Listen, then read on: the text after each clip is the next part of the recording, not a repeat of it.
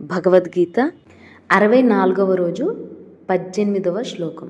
అంతవంత ఇమే దేహ నిత్యస్యోక్త శరీరిణాః అనాశీనో అప్రమేయస్య తస్మాద్యుధ్యస్య భారత.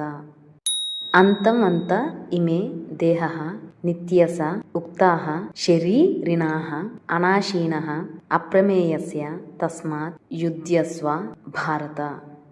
నిత్యస నిత్యుడను, అనాశీనః అవినాశియు, అప్రమేయస్య అప్రమేయుడను, శరీరిణాః దేహి యొక్క, ఈమె ఈ దేహః దేహములు, అంతవంతః నాశము కలవని, ఉక్తాః చెప్పబడినవి, తస్మాత్ అందుచేత, భరత అర్జున యుధ్యస్య యుద్ధము చెయ్యుము.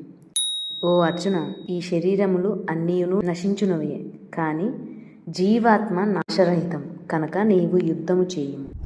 ఓ Arjuna, all these bodies are perishable but the soul is indestructible, so fight. Sri Krishna Paramatma ఏం చెప్తున్నాడంటే, ఆత్మ మాత్రమే శాశ్వతమైంది, నిత్యమైంది, ఉనికి ఉన్నది. మిగతావన్నీ అనిత్యాలు, అశాశ్వతాలు. నేను ఏదో రాజ్యం వస్తుందంటే, రాజ్యం కూడా శాశ్వతం కాదు. రాజ్యం కోసం కూడా ఫైట్ చేయమనట్లేదు, ధర్మం కోసం చేయి.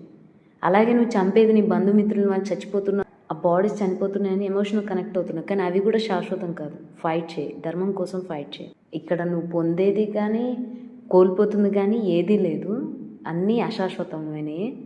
నిత్యమైంది ఓన్లీ ఉనికిలో ఉండేది ఆత్మ మాత్రమే. ఆత్మకి చావు లేదు. దేనికి ఎమోషనల్ కనెక్ట్ అవ్వకు, ధర్మాన్ని పాటించు, డూ యువర్ డ్యూటీ అని చెప్తున్నారు.